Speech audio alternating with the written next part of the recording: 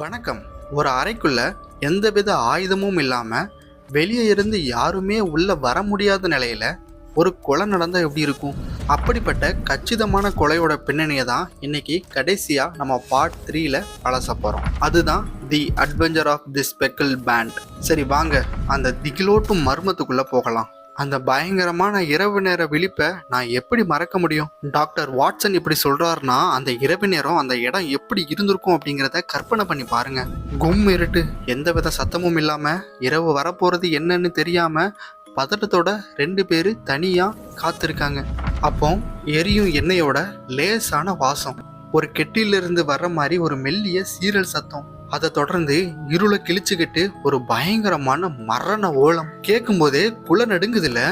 அத்தியாயம் 1. இந்த திகழுக்கு காரணமான டாக்டர் ராய்லாட்டை பற்றி, குறிப்பா அவரோட இருண்ட காலத்தை பத்தி கொஞ்சம் தெரிஞ்சுப்போம். இந்த டாக்டர் ராய்லாட்டோட வாழ்க்கை ஒரு பெரிய ரோலர் கோஸ்ட்னு தான் சொல்லணும். ஒரு பெரிய பிரபுத்துவ குடும்பத்துல பிறந்தவர்.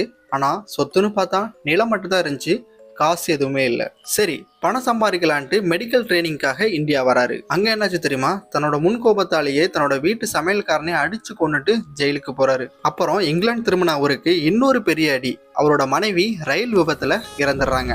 இப்போ எந்தவித பணமும் இல்லாத டாக்டர் ராய்லாட் தன்னோட வளர்ப்பு மகளின் சொத்துக்காக எந்த எல்லைக்குமே போற அளவுக்கு கொடூரமான மனுஷனா மாறிறாரு. இப்போ அவர் வாழ்ந்த ஸ்டோக் மோரன் வீட்டை பத்தி சொல்லியே ஆகணும். இங்கிலாந்து திரும்பின ராய்லாட் சும்மா வரல, கூடவே விசித்திரமான ஆபத்தான பழக்கங்களையும் கூடவே கொண்டு வந்தாரு. அவரோட பழைய மாளிகை ஸ்டோக் மரனை சுத்தி சிவிங்கு புலியும் வப்புன் குரங்கும் எப்பவுமே சுத்திக்கிட்டு இருக்கும். அப்புறம் நாடோடிகளான ஜிப்சிகளோடனும் இவருக்கு ஒரு நெருங்கிய நட்பு. இது எல்லாமே சேர்ந்து அந்த மாளிகையே ஒரு திகில்பட செட்டு மாதிரியே மாத்திருச்சு. அத்தியாயம் 2. இப்ப நேரா விஷயத்துக்கு வருவோம். அந்த கொலை எப்படி நடந்துச்சு, அதோட உடற்கூறியல் என்ன, ஒரு வீட்டின் அமைப்பையே எப்படி பயங்கரமா மாத்தலான்ட்டு ராய்லாட் ரொம்பவே பிரில்லியண்டா பிளான் பண்ணிருக்காரு. 1. ஒரு கொடிய பாம்பை வெண்டிலேட்டருக்குள்ள, அதாவது காற்றோட்டு துவாரத்துக்குள்ள செலுத்துறாரு. 2. அது நேரா படுக்கைக்கு போற ஒரு போலி அழைப்பு மணி கயிறு வழியா கீழே இறங்குது. 3. அந்த படுக்கை தரையோட கீழே ஆணி அடிக்கப்பட்டிருக்கு, அதனால இறையானவர் தப்பிக்கவே முடியாது. 4. அந்த பாம்பை திரும்ப கூப்பிட லேசான விசில் சத்தத்தையும் அதுக்கு பரிசா ஒரு தட்டு பாலையும் பயன்படுத்துறாரு. எந்த தடயமும் இல்லாத ஒரு பெர்ஃபெக்ட் பிளான்.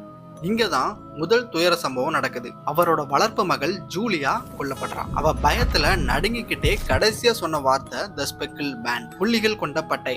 ஆனா அவ பாம்பை தான் அப்படி சொல்லியிருக்கான்னு யாருக்குமே புரியல. பிரிட்டன்ல பாம்பு கடி சம்பவம் ரொம்பவே அரிதுங்கிறதுனால அவளோட உடம்புல இருந்து அந்த சின்ன தழும்ப காவல்துறைகள் கூட கவனிக்காம விட்டுட்டாங்க. ராய்லாட்டோட பிளான் 100% சக்சஸ். ஆனா இப்ப கதையில ஒரு முக்கிய ட்விஸ்ட். ஜூலியா இறந்து கொஞ்ச நாள் கழிச்சு ஹெலனுக்கு திருமணம் நிச்சயமாகுது. உடனே ராய்லாட் தன்னோட அடுத்த கொலை திட்டத்தை தீட்டுறாரு. ஹெலன் தங்கியிருந்த சுவரை பழுது பார்ப்பதாக கூறி ராய்லாட் அந்த மரண படுக்கை இருந்த அறைக்கு ஹெலனை தங்க சொல்லி வற்புறுத்துறாரு.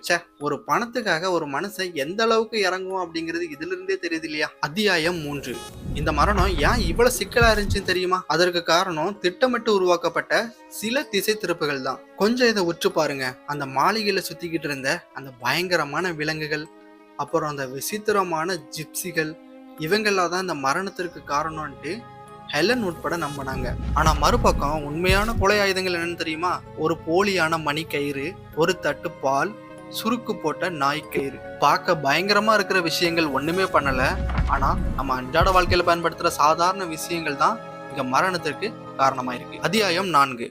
நம்ம ஷெர்லாக் ஹோம்ஸ் ஏமாறுவாரா என்ன? இந்த தடயங்கள்ல வச்சு எப்படி இணைக்கிறாரு, எப்படி இதை கண்டுபிடிக்கிறாங்கிறத பார்க்கலாம். ஹோம்ஸ் கண்டுபிடிச்ச முரண்பாடுகள்.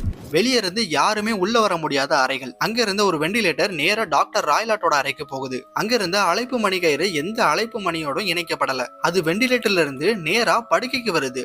படுக்கை தரையோட பொருத்தப்பட்டிருக்கு. டாக்டர் ராய்லாட்டோட அறையில ஒரு வால்ட்டு பெட்டி, ஒரு சுருக்கு போட்ட நாய்க்கயிறு, ஒரு தட்டுல பால், இந்த சின்ன சின்ன விஷயங்கள்லாம் சேர்ந்து ராய்லாட்டோட பிளானை சூக்கு சுக்கா உடைச்சிருச்சு. ஹோம்ஸோட பிரில்லியண்டான மூளை எப்படி வேலை செய்யுதுன்னு பாருங்க. ஒரு மருத்துவர், அதுவும் இந்தியால பயிற்சி பெற்ற ஒரு மிருகத்தனம் கொண்ட ஒரு மனிதன். அவர் எப்படியோ எந்தவித வேதிப்பொருளுமே கண்டுபிடிக்காத ஒரு விஷத்தை தான் பயன்படுத்துவாரு அப்படிங்கிறத ஹோம்ஸ் கணிக்கிறாரு. அதுவும் ஒரு பாதுகாப்பான தூரத்துல இருந்து ஒரு விலங்கை ஏவி விட்டு தான் கொண்டிருக்காரு அப்படிங்கிறத ஹோம்ஸ் கண்டுபிடிச்சிட்டாரு. அத்தியாயம் 5. இப்போ அந்த திகழான இரவு நேரத்துக்கு மறுபடியும் போகலாம். அந்த ஆபத்தான திருப்பம் எப்படி நடந்துச்சு மறுபடியும் உங்க மனசுல ஓட விட்டு பாருங்க. இருட்டுல திடீர்னு ஒரு பாம்பின் சீரல் சத்தம்.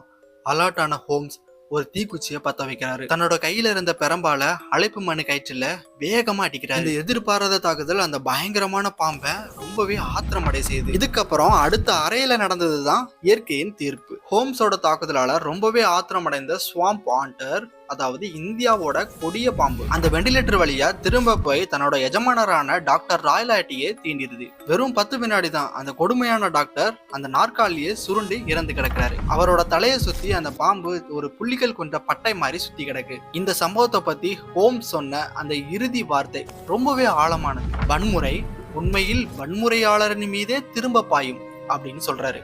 அடுத்தவங்களுக்காக வெட்டின குழியில அவரே விழுந்துட்டாரு அப்படிங்கிற ஒரு கவித்துவமான நீதியை தான் இது நமக்கு உணர்த்துது. இறுதியா உங்களுக்கு ஒரு சின்ன சிந்தனை. இப்ப நீங்க உட்கார்ந்துட்டு இருக்க அறைய ஷெர்லாக் ஹோம்ஸ் மாதிரி ஒரு கூர்மையான கண்ணோட சுத்தி பாருங்க. அங்க இருக்கிற சாதாரண பொருட்கள் என்ன கதையை சொல்லும்? ஒரு நாற்காலியோட கோணம், ஒரு ஜன்னலோட அமைப்பு, இப்படி சாதாரணமா நினைக்கிற விஷயத்துக்கு பின்னாடி என்ன மர்மம் மறைஞ்சிருக்கும்? அடுத்த முறை உங்களோட சுற்றுப்புறத்தை நீங்க கவனிக்கும் போது ஒரு துப்பறிவு நிபுணரோட பார்வையில பாருங்க. இந்த அலசல் உங்களுக்கு ஒரு வித்தியாசமான கோணத்தை கொடுத்துருக்கும்னு நம்புறேன். மீண்டும் ஒரு புதிய தலைப்போடு சந்திக்கிறேன்.